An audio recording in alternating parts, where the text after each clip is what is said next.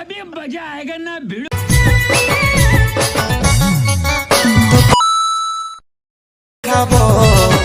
তোকে হান্টার বাইকে ঘুরাবো,